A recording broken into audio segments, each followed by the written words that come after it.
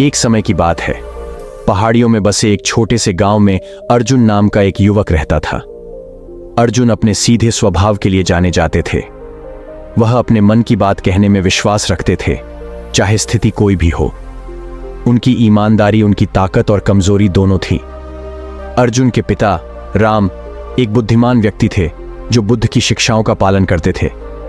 वह अक्सर अर्जुन से कहते थे, बेटा, ईमानदारी महत्वपूर्ण है, लेकिन कभी कभी तुम्हें रास्ते पर धीरे धीरे चलने की जरूरत होती है। जीवन एक नदी की तरह है, कभी यह शांत होती है और कभी यह अशांत होती है। तुम्हें सीखना होगा कि कब सीधा होना है और कब परिस्थिति के अनुकूल ढलकर नदी की तरह बहना। हालांकि अर्जुन ने अपने पिता की सलाह पर ज्यादा ध्यान नहीं दिया। उन्होंने सोचा कि प्रत्यक्ष रहना ही सफल होने का एकमात्र तरीका है। एक दिन उसने शहर में नौकरी के अवसर के बारे में सुना। उत्साहित होकर वह शहर की ओर भागा। उसे विश्वास था कि उसका सीधा दृष्टिकोण उसे नौकरी दिला देगा।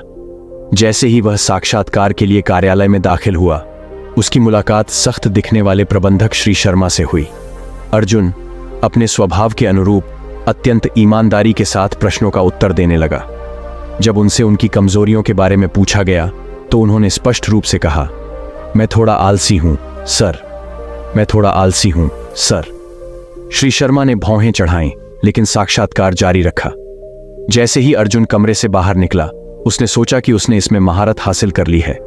हालांकि एक हफ्ते बाद उन्हें एक पत्र मिला जिसमें कहा गया था कि उन्हें नौकरी नहीं मिली। निराश होकर अर्जुन अपने गांव लौट आए। उनके पिता, जो कभी आशी थे, ने उनसे कहा, बेटा, कभी कभी तुम्हें खुद को एक खिलते हुए फूल की तरह पेश करने की जरूरत होती है, कांटे की नहीं।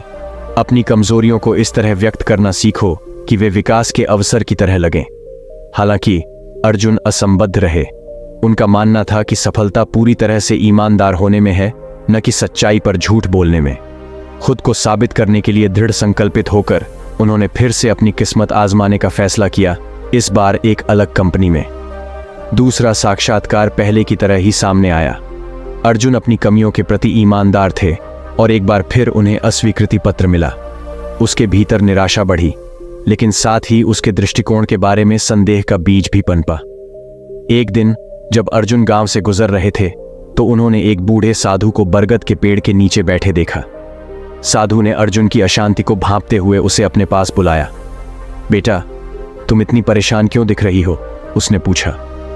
अर्जुन ने अपनी निराशा व्यक्त करते हुए बताया कि कैसे वह ईमानदारी की शक्ति में विश्वास करते थे, लेकिन नौकरी अस्वीकार किए जाने से हार महसूस करते थे।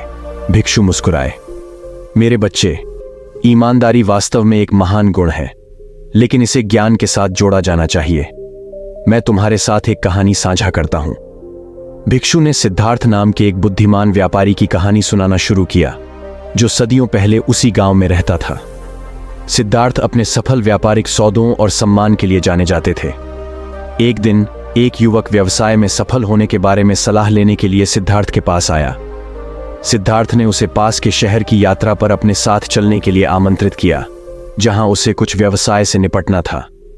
जैसे ही वे हलचल भरे बाजार से गुजरे, सिद्धार्थ ने मसाले बेचने वाले एक विक्रेता की ओर इशारा किया। उसे देखो, सिद्धार्थ ने कहा।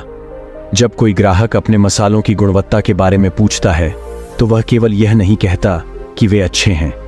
इसके बजाय वह एक कहानी सुनाता है कि कैसे प्रत्येक मसाला बेहतरीन स्थानों से प्राप्त किया जाता है। एक आदर्श मिश्रण बनाने के लिए सावधानी पूर्वक चयन किया जाता है। यह सिर्फ नहीं है मसालों के बारे में, यह उसके द्वारा निर्मित अनुभव के बारे में है। युवक ने समझकर सिर हिलाया। जैसे ही उन्होंने अपनी यात्रा जारी रखी, सिद्धार्थ एक कपड़ा दुकान पर रुके। मालिक, एक कुशल बुनकर, ग्राहकों से मुस्कुराते हुए बातचीत करता था। उन्होंने प्रत्येक कपड़े के इतिहास, उसमें शामिल शिल्प कौशल और हर धागे में बुने गए प्रेम के बारे में कहानियां साझा की। सिद्धार्थ उस युवक की ओर मुड़े और बोले, सफलता सिर्फ उत्पाद या सेवा के बारे में नहीं है, यह आपके द्वारा बताई गई कहानी के बारे में है। लोग केवल तथ्यों से नहीं, बल्कि कहानियों की ओर आकर्षित होते हैं।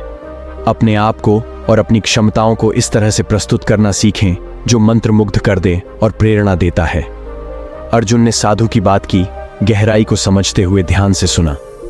भिक्षु ने आगे कहा, बेटा, ईमानदारी एक अनमोल रत्न की तरह है, लेकिन इसे पॉलिश किया जाना चाहिए और सावधानी से प्रस्तुत किया जाना चाहिए। यह सच्चाई को छिपाने के बारे में नहीं है, बल्कि इसे इस तरह से व्यक्त करने के बारे में है जो दूसरों से जुड़ता है। अर्जुन ने साधु को एक नए दृष्टिकोण के साथ छोड़ दिया। उन्होंने नौकरी के लिए साक्षात्कार को एक और मौका देने का फैसला किया, लेकिन इस बार वह अपनी कहानी को चालाकी के स्पर्श के साथ बुनेंगे।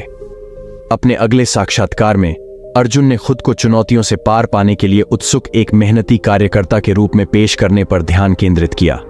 उन्होंने अपने पिछले अनुभवों के किस्से साझा किए और बताया कि कैसे उन्होंने कमजोरियों को ताकत में बदल दिया। उन्हें आश्चर्य हुआ जब कुछ दिनों बाद उन्हें एक कॉल आई। उन्हें नौकरी मिल गई। समय के साथ अर्जुन ने ईमानदारी को चातुर्य के साथ मिश्रित करने की कला सीख ली। उन्होंने पाया कि सफलता का मतलब सिर्फ प्रत्यक्ष होना नहीं है, यह स्थिति को समझने और उसके दृष्टिकोण को अपनाने के बारे में था। उनका सीधा स्वभाव बरकरार रहा, लेकिन अब उन्हें पता था कि कब अपने शब्दों को नरम करना है और कब उन्हें मार्गदर्शक प्रकाश की तरह चमकने देना है। जैसे जैसे अर्जुन का करियर फलता फूलता गया, उन्हें साधु के शब्द और सिद्धार्थ व्यापारी की सीख याद आती गई। वह न केवल एक सफल पेशेवर बने, बल्कि एक कहानीकार भी बने और अपनी विकास और लचीलेपन की यात्रा से दूसरों को प्रेरित किया। गांव में उसके पिता मुस्कुराए। उन्हें इस बात पर गर्व था कि उनका बेटा एक आदमी बन गया है। जीवन की नदी बहती रही और अर्जुन ने ईमानदारी और बुद्धिमत्ता के सामंजस्यपूर्ण मिश्रण के साथ इसके उतार चढ़ाव को पार किया, ये समझते हुए कि कभी कभी सफलता की राह में सच्चाई और चातुर्य के बीच एक नाजुक नृत्य की आवश्यकता होती है। और इस तरह अर्जुन की कहानी गांव में एक किंवदंती बन गई, एक ऐसी कहानी जो पीढ़ियों से चली आ रही है, हर किसी को याद दिलाती है कि जीवन की भव्य टेपेस्ट्री में सफलता अक्सर ईमानदारी, ज्ञान और कहानी कहने की कला के धागों से बुनी जाती है।